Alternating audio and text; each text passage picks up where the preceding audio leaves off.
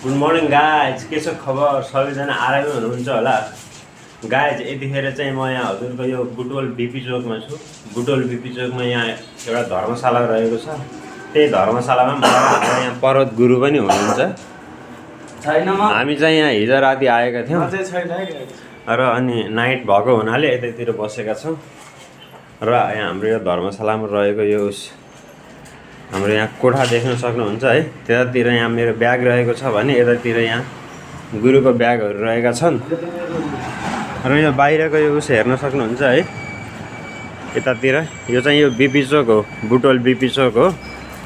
र आज चाहिँ हामी अब यहाँदेखि अब सुर्खेतको लागि अब जाने हो कि अब कतिखेर कहाँ पुग्छ त्यो चाहिँ थाहा छैन।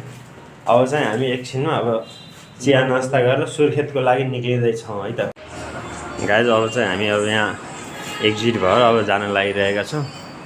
यहाँ चाहिँ यस्तै रहेको छ है। अब चाहिँ हामी लाग्यौँ। हस् त है, हस् नारायण। यो चाहिँ बुटवल बजार हो है त गाइजहरू। अहिले हामी अब बुटवल बजारमा छौँ। अब चाहिँ लाग्यो अब म भएर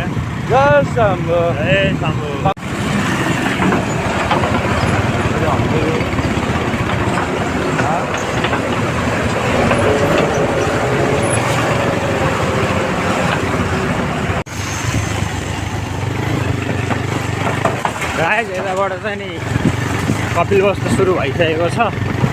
बाटो चाहिँ यहाँको अलि अफ रोड जस्तो भएर अलि यहाँ बाइक हिँड्न चाहिँ गाह्रो परिरहेको छ।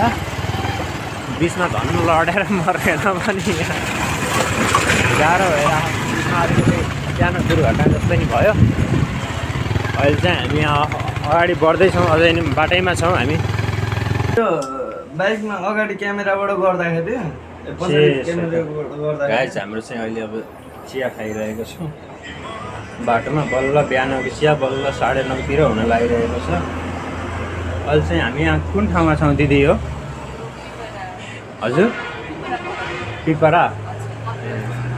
अहिले चाहिँ हामी कपिलवस्तु पिपरा भन्ने ठाउँमा छौँ, बाटैमा छौँ। अब कहिले पुगिन्छ खै सुर्खेत त अब आजै पुगिन्छ कि अब कहिले पुगिन्छ थाहै छैन।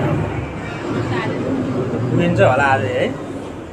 त्यही त गाइज, अहिले चाहिँ हामी यता यहाँ जङ्गलमा छौँ कि अब कुन ठाउँमा छौँ अब थाहा भएन। अहिले चाहिँ अब बाइक तातेको छ। बाइक तातेको भएको हुनाले यसो बसेर यहाँ घाम ताप्दैछौँ। गर्मीमै भए पनि अब घाम तापेर बसिरहेका छौँ। अब के गर्नु, बाइक तातेको छ। बाइक तातेको भएर बाइकलाई चाहिँ यहाँ अहिले यहाँ सेलाउन राखिरहेका छौँ। अब एकछिनपछि चाहिँ अब यहाँ बाइक सेलाइसकेपछि अनि एकछिनपछि बल्ल अब हामी जान्छौँ। यहाँको जङ्गलमा चाहिँ यो के हो परदुर, खयरका बुटाहरू बेसी रहेछन् है। एउटा खयरको आगो लाग्ने हो कि उसबाट वाह। यहाँ चाहिँ यहाँको जङ्गलमा चाहिँ अलिक खयरका बुटाहरू बेसी रहेछन्। अब एकछिनमा अब बाइक सेलाउँछ, त्यसपछि चाहिँ बल्ल हामी अब अगाडि वनपत्रीतिर लाग्छौँ। गाइज, अहिले चाहिँ हामी अब यहाँ बाटैमा यसो अङ्गुरको जुस खान लागेका छौँ। पर्वत गुरु चाहिँ हाम्रो त्यता हुनुहुन्छ। अहिले चाहिँ अब यहाँ बाटोमा छौँ। अब यहाँ यसो बाटा अङ्गुरको जुस भएर ठाउँ भएर अब बस्यो। अब एकछिनमा अब जुस खाएर अब फेरि अगाडि बढ्छौँ हामी चाहिँ। अब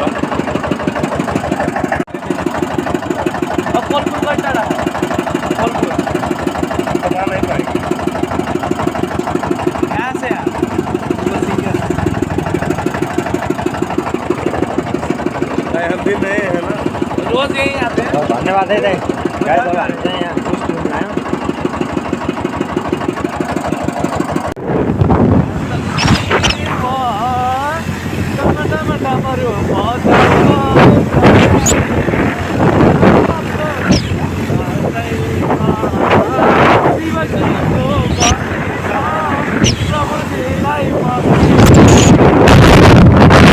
यतिखेर चाहिँ हामी यहाँ चन्द्रौटा आइपुगेका छौँ। यहाँ चन्द्रौटा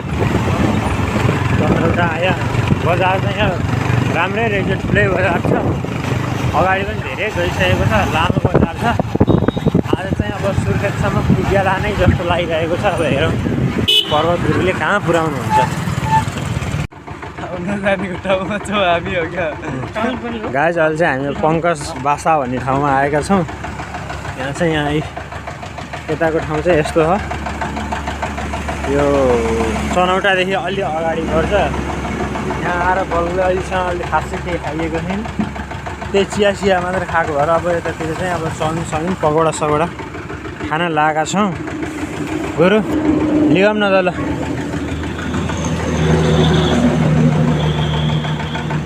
मिठो राम्रो बनाएको हो कि बल्ल आएर अब यसो नास्ताहरू खान लाग्छौँ हामी त है त।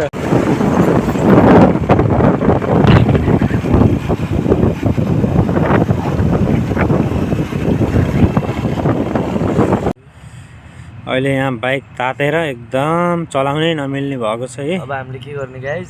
त्यही भएर अब हामीले गुरुजीसँग यसो जङ्गलनिर नजिकै आएर थकै मार्दैछौँ, बसिरहेका छौँ।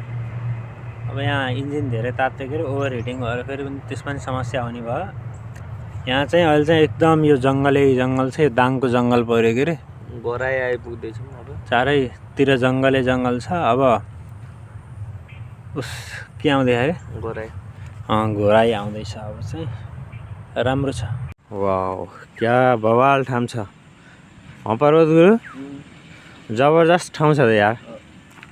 हेर्नुहोस् त गाइज, यता वरिपरि यो के भन्छन् खैरको जङ्गल छ र यहाँ बिचमा चाहिँ मस्त यहाँ ताल बनेको रहेछ। बडो दिव्य, बडो मनोरम ठाउँ छ। अहिले चाहिँ बाटामा यहाँ आएर अहिले बाइक पनि सिलाउन राखेको छौँ र यसो विश्राम पनि गर्न। अब चलाउँदा थाकियो, त्यही भएर अहिले चाहिँ अब यहाँ यस्तो रमणीय ठाउँ देखियो र अनि यहाँ रोकेको। उतातिर सूर्यनारायण पनि अनि अब अस्ताउन लाउनु भएको छ। अब हामी एकछिन यहीँ विश्राम गरेर अनि जान्छौँ बल्ल। गाइज आजको चाहिँ हाम्रो यात्रा यो कोवलपुरभन्दा नजिकै, यहाँदेखि अब कोवलपुर 20-25 किलोमिटर अगाडि छ। त्यहीभन्दा अलि अगाडि, त्योभन्दा अगाडि यहाँ एउटा होटेलमा आएर बसेका छौँ। आजको यात्रा चाहिँ यहीँसम्म रह्यो र अहिले म यहाँ बिस्तारै यहाँ सुत्न लागिसकेको छु र यहाँ हाम्रो पर्वत गुरु चाहिँ यतातिर बस्नु भएको छ, हातखुट्टा मुख धोएर। र आजको खानपान पनि भइसक्यो अलि अगाडि नै। अब अँधेरो भएको भएर अब रेकर्ड गर्न पाइएन। आजलाई चाहिँ अब हाम्रो भिडियो चाहिँ यहीँसम्म रह्यो है त।